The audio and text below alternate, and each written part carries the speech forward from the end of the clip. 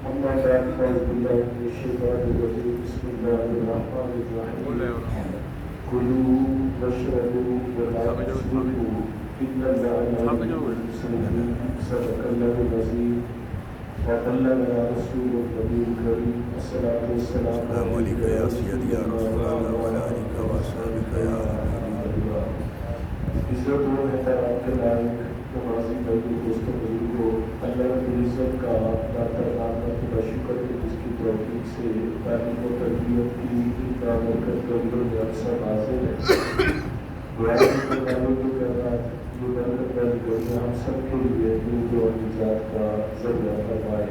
Schedule کے مطابق آج کی گفتگو کا عنوان کھانے پینے کے آداب پر مشتمل ہے. آج جانتے ہیں کہ اللہ تعالیٰ نے ہمیں جو دین عطا فرمایا، جو مذہب عطا فرمایا، یہ چند گرد وظیفوں اور عبادات کا مجموعہ نہیں بلکہ پوری نظام زندگی کے بارے میں نظام رکھتا ہے، اصول اور قانون رکھتا ہے. اسی طرح کھانے پینے کے حوالے سے بھی اسلام کی ایک مخصوص بنیادی تعلیمات ہے. اور کھانے پینے کے آداب میں سے پہلا جو ادب ہے وہ یہ ہے کہ انسان کھانے پینے کے معاملات میں اس کی ابتدا رزق حلال میں رکھے. اس وقت ہم جس دور میں زندگی گزار رہے ہیں اور اس میں جو معاشی نظام ہے، چاہے وہ ملکی لیول پر ہو یا انٹرنیشنل لیول پر ہو، وہ پورے کا پورا معاشی سسٹم جو ہے وہ سود پہ چل رہا ہے. اور حضور صلی اللہ علیہ وسلم نے صدیوں پہلے بتا دیا تھا کہ میری امت کو ایک ایسا وقت آئے گا کہ اگر کوئی درخت سود نہیں دکھائے گا تو اس کی گرد و غبار سے نہیں بچ پائے گا. یعنی ہمارے پاس جو اس وقت دولت ہے، پیسہ ہے، چاہے وہ مسجد کرو مدرسے کا ہی کیوں نہیں، وہ اگر براہ راست سود کا نہیں ہے تو وہ سود کی گرد و غبار سے بچا ہوا نہیں کہ پورا سسٹم معاشی جو ہے سود پر بن گیا ہو. تو اس کے حالات جو ہے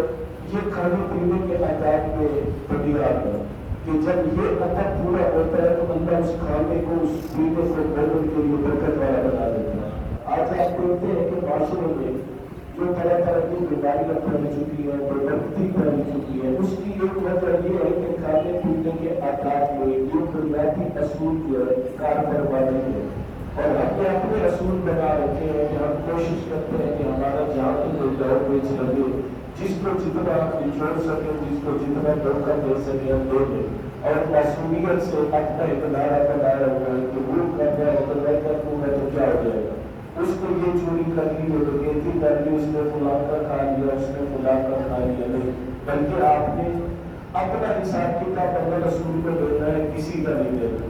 آپ اپنے عمل اور اپنے کیے کے جواب دیں، کسی کو کیے کے جواب دیں نہیں. اندر کی بات ہے کہ آپ جو ایمان لے کے جائے، جو دین لے کے جائے، وہ اسلام کی تعلیمات میں سے کھانے پینے کے معاملے میں اس کے حالات میں مبنی. اور یہ کتنا اہم ہے. رسول اللہ صلی اللہ علیہ وسلم نے ارشاد فرمایا کہ ایک شخص جو ہے کعبے کے غلاف کو پکڑ کے بیٹھا ہے اور وہ اس حال میں ہو کہ اس کا کھانا بھی حرام کا ہے، پینا بھی حرام کا ہے، اس کا لباس بھی حرام کا ہے. حضور صلی اللہ علیہ وسلم فرماتے ہیں کہ کیسے اس پہ نہ بولوں کہ جس کا کھانا پینا حرام پر مبنی ہے وہ صرف کعبے کے غلاف کو پکڑ کے کیوں نہیں بیٹھا، اس کی دعا کیسے قبول ہو جائے گی. وہاں سے ہماری دعائیں اگر قبول نہیں ہوگی تو اس میں بھی جو ہے یہ بنیادی چیز ہے کہ ہمارے کھانے پینے کے معاملات میں جو ہے وہ احتیاط نہیں کرتے. اللہ تعالیٰ ارشاد فرماتا ہے کلوا واشربوا ولا تسرفوا، کھاؤ پیو، حد سے آگے نہ بڑھو. تو جب ہم کھانے پینے کے معاملے میں اللہ اس کے رسول کو اللہ کی خلاف ورزی کریں گے تو یہ بھی حد سے بن رہا ہوگا، حد سے بن رہا ہوگا. اور جب ہم حد سے کریں گے تو یقیناً وہ سارا معاملہ پھر برکت سے محروم ہو جائے گا، اللہ کی رحمت سے محروم ہو جائے گا. اور جب کھانے پینے میں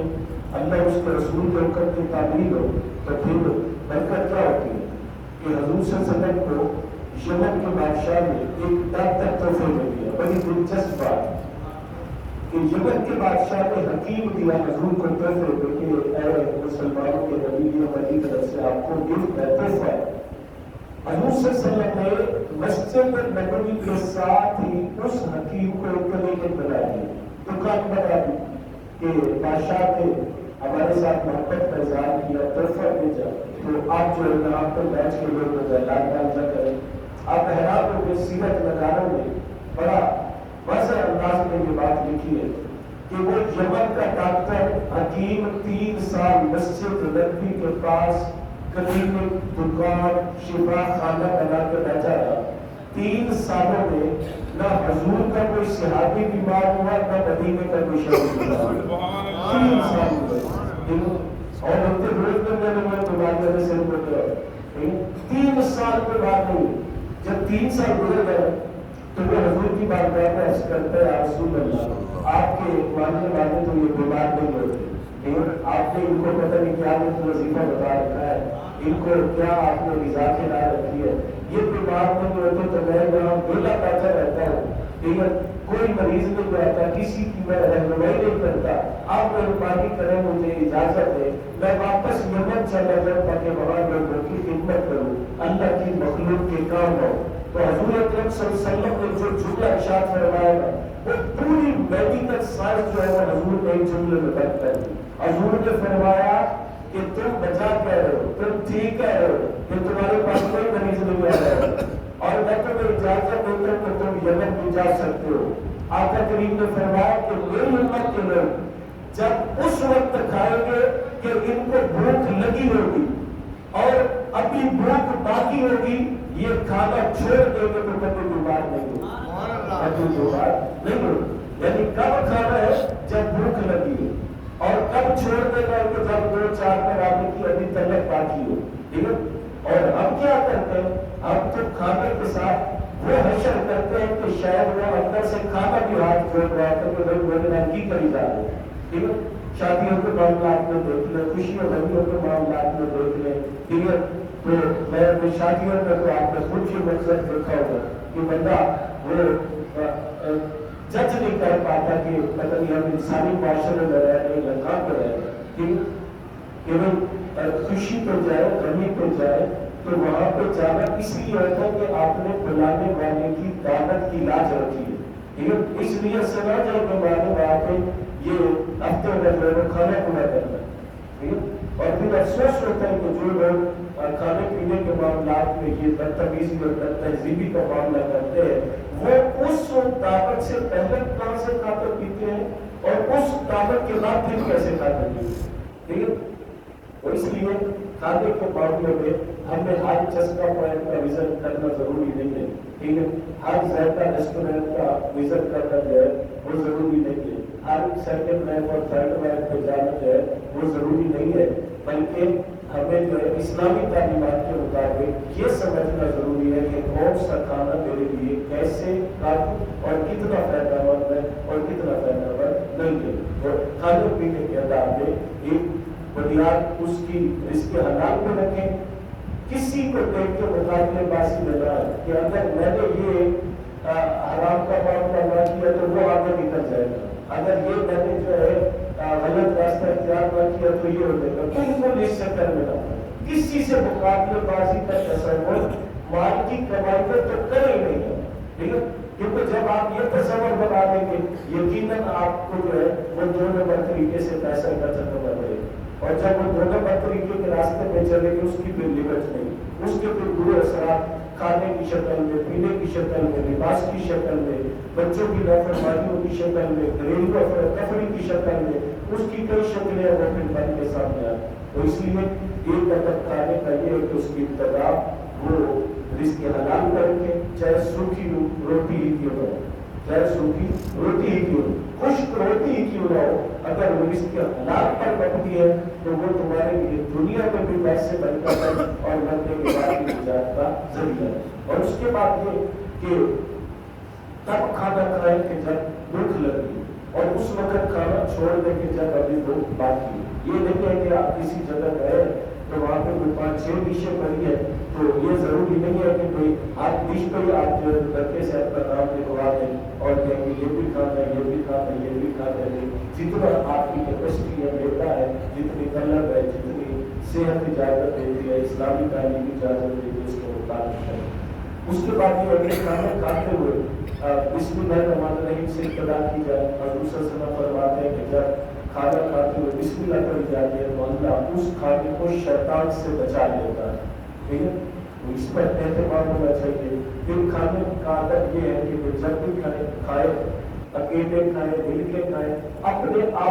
اپنے سامنے سے کھائے۔ بعض بچوں کی یہ ایسے فضول کی عادت ہوتی ہے کہ وہ جدھر کوئی روٹی اچھی دیکھتے ہیں، جدھر شوربہ اچھا دیکھتے ہیں، جدھر کوئی تری اچھی دیکھتے ہیں، وہ گھما پھرا کے ہاتھ اپنا ادھر لے کے جاتے ہیں، ٹھیک ہے؟ تو یہ اپنا جو سنت کے خلاف ہے، حضور صلی اللہ علیہ وسلم کی تعلیمات کے خلاف ہے، آداب کے خلاف ہے، ٹھیک ہے؟ تو حضور صلی اللہ علیہ وسلم نے تو اپنے گھر والوں کی بھی تربیت اس طرح فرمائی۔ حضرت امام حسین کو، حضرت سعد رضی اللہ تعالیٰ عنہ کو، حضرت زید بن حارث کو حضور صلی اللہ علیہ وسلم نے ایسے ہاتھ پکڑ فرمایا کہ بیٹا جب کھانا کھاؤ بسم اللہ پڑھ کے کھاؤ، جب کھانا کھاؤ اپنے سامنے سے کھاؤ، اپنے ہاتھ کو میرے سرکت میں گھماتے ہوئے رہو۔ تو یہ تعلیمات جو ہے وہ حضور اکرم صلی اللہ علیہ وسلم کے کھانے کے حوالے سے اللہ تعالیٰ ان کے عمل کی توفیق عطا فرمائے۔ اور ایک سبق ہمارا جمعرات کے دن کا لباس کے بارے میں مس ہو گیا تھا،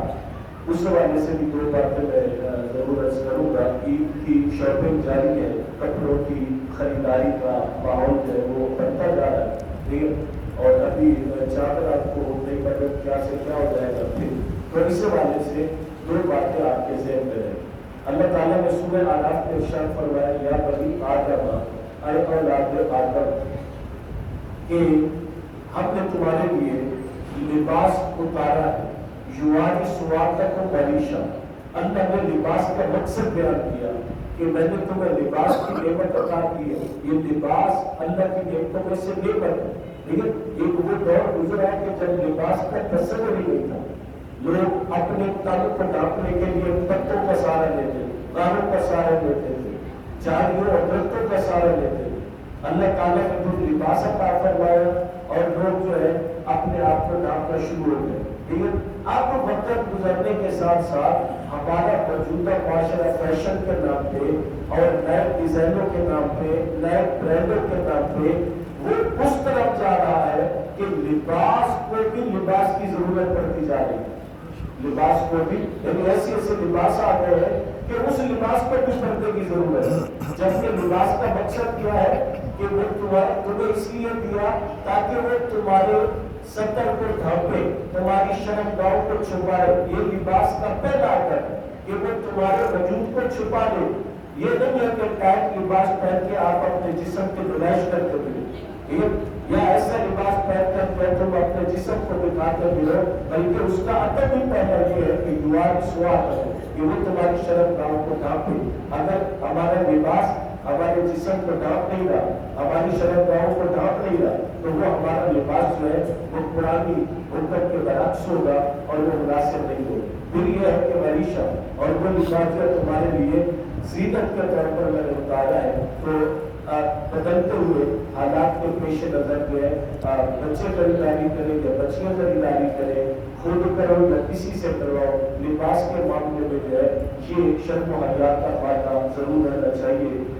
یہ ذہن نہیں ہونا چاہیے کہ میرا لباس ایسا ہو کہ ایسے کسی کا نہ ہو، میرا لباس ایسے کا ہو کہ جناب اس پہ برادری کی مہر لگی، میرا لباس ایسا ہو کہ جناب دیکھیں تو پوچھیں کہ بھائی کہاں سے لیا، لیکن نہیں، بلکہ آپ لباس کے معاملے میں یہ رکھیں کہ وہ لباس آپ کے وجود کو ڈھانپنے والا ہو۔ اور اللہ نے فرمایا لباس تک وزانی کا خیر ہوگی، اور اللہ فرماتا ہے کہ تقوی کا لباس، پرہیزگاری کا لباس، کہ جس لباس کو پہن کر تمہیں حیا آ جائے، شرم آ جائے، اندر اس کے رسول کا خوف دل میں آ جائے، یہ تمہارے لیے بہتر ہے، یہ تمہارے لیے بہتر ہے۔ صحابہ کرام رضوان اللہ تعالیٰ علیہم اجمعین، آپ جب لباس کے معاملے میں سب تک پابندی کرتے کہ حضرت عمر بن عامر رضی اللہ تعالیٰ کو ایک مرتبہ کسرا کے بادشاہ کو ملنے کے لیے گئے، غیر مسلم ہے،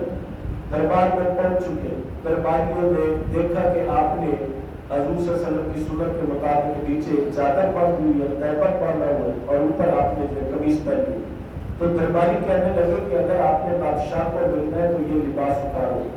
یہ لباس اتارو، اور یہ درباری لباس پڑا ہے یہ پہن کے پھر بادشاہ کو ملے۔ تو آپ اکیلے کوئی آپ کے ساتھ مطلب لشکر بھی نہیں ہے، آپ کے ساتھ کوئی اسلحہ بھی نہیں ہے، آپ کے ساتھ کوئی جماعت نہیں ہے، اکیلے غیر مسلم کا دربار ہے. آپ نے وہاں پہ فرمایا اترکو سنت رسول اللہ لہؤلاء الحقوق، اس میں وقوف کو ملنے کے لیے میں رسول کی سنت کو چھوڑ دوں؟ فرمایا ملتا ہے ملے، نہیں ملتا نہ ملے، میں اپنے نبی کی سنت اپنے جسم سے نہیں اتار سکتا، اپنے حضور کے لباس جیسا لباس نہیں اتارا. یہ عمل ہے کہ وہ حضور کی سنت پر جو اس طرح کاربند ہے، اور یہ گھر ہے کہ اتنا جو ہے وہ فیشن اتنا ہے، ڈیزائن اور اتنا ہے برانڈ ڈھونڈتے جو ہے ہم اپنا وقت جو ہے ضائع کرتے رہتے ہیں. تو لباس کے معاملے میں ہمیں جو حضور صلی اللہ علیہ وسلم سے یہ روایت لینی چاہیے. اس میں جو ہے ریاکاری، بناوٹ، تصور ہے، کیونکہ حضور سے بڑھ کر کیا ہمارے لیے نمونہ ہو سکتا ہے؟ میرے نبی کی زندگی آپ چاہتے تو یقین کریں اگر آپ کی اولاد کے لیے جنت سے لباس آ سکتے ہیں تو حضور کے لیے بھی آ سکتے تھے. ٹھیک ہے، اگر حسن حسین کے لیے لباس آ سکتے ہیں جنت سے، سیدہ فاطمہ الزہرا کے لیے آ سکتے ہیں، تو کیا حضور کے لیے بھی آ سکتے؟ لیکن اس کے باوجود کئی مرتبہ صحابہ کرام حضور کو ملنے جاتے ہیں، اندر سے جواب آتا ہے کہ حضور کا جو لباس تھا وہ دھویا ہے اور وہ خشک ہو گیا، جب خشک ہوگا اللہ کا نبی وہ لباس پہن کر تمہارے پاس ملنے کے لیے یہ ایک ہی لباس ہے، وہی تو ہے اور وہی پہنتے، وہی تو ہے وہی پہنتے، اور زیادہ سے زیادہ وہی لباس ہے حضور صلی اللہ علیہ وسلم. تو کہاں ہمارے پیارے نبی صلی اللہ علیہ وسلم کا عمل چلے کپڑے کی قلت تھی، ایک حالات کا بھی کچھ تقاضا تھا، لیکن کم سے کم اس دور میں اگر کپڑا وافر مقدار کیا تو یہ تو کرے کہ اس کا مقصد پورا کرے، اس کا ہدف پورا کرے کہ وہ ہمیں جو ہے اس لیے عطا کیا گیا کہ تاکہ اس سے ہمارے اندر شرم حیا کا مادہ پیدا ہو. ٹھیک ہے، تو اب تو اس طرح کا نظام ہو گیا ہے کہ بھائی ایسے ایسے لباس نکل رہے ہیں کہ ایک بندہ پہچان کو بھی پاتا کہ یہ لڑکا جا رہا ہے یہ لڑکی جا رہی ہے. ٹھیک ہے، اور لباس کے معاملے میں جو ہے سر مطلب ہے ایک دوسرے کی پیروی شروع ہو گئی، اور حضور صلی اللہ علیہ وسلم نے بڑا سخت جملہ ارشاد فرمایا کہ اللہ ان عورتوں پر لعنت کرتا ہے کہ جو اپنے آپ کو مردوں کی طرح بتانا شروع کر دیتی، اور اللہ ان مردوں پر لعنت کرتا ہے جو عورتوں کی مشابہت اختیار کرتے ہیں. ٹھیک ہے، تو اب یہ لباس کے معاملے میں مطلب جو ہے وہ عورتیں ہیں تو مردوں والا لباس، مرد ہے تو عورتوں والا لباس، اور پتہ نہیں کس طرح کی نسل جانا چاہ رہی ہے اور کیا اس کا کارگر ہے، کیا منظر ہے. اللہ تعالیٰ ایسے شیطانی خیالات سے، وسوسوں سے، اور اللہ تعالیٰ ایک ایسے نئے کام کے جو اللہ رسول کی نافرمانی کا ذریعہ بنے، اللہ ہم سب کو اس سے جو ہے محفوظ فرمائے. جس طرح کے پہلے آپ لوگوں نے سوال کر دیا کہ انشاءاللہ العزیز آج رات کی نماز کے بعد ترجمہ قرآن پاک کی کوشش نماز کرام کی حوصلہ افزائی ہوگی، دعائے خیر بھی ہوگی، اور اس کے بعد انشاءاللہ نماز بھی ہوگی. آپ سب حضرات جو ہے ختم شریف کی محفل میں شریک ہو اور اس میں آپ ثواب دعائیں حاصل کریں. اور عید کے حوالے سے میں نے تھوڑی جائزہ دینا تھا کہ آج رات میں وہ عید کی نماز کا بھی اعلان کرنا ہے، تو کیا ٹائم ہونا چاہیے عید کی نماز کا؟ ہاں جی 7 بجے، 7 بجے تھی، 7:15. ہاں جی 7 بجے، 7 کے 7 سے شاہ صاحب کا فیصلہ آ گیا. جی شاہ صاحب کا فیصلہ. جی شاہ صاحب نے مجھے ملتا نہیں پیسے یہ 7 میں اور عید کی نماز انشاءاللہ اللہ صلی اللہ علیہ وسلم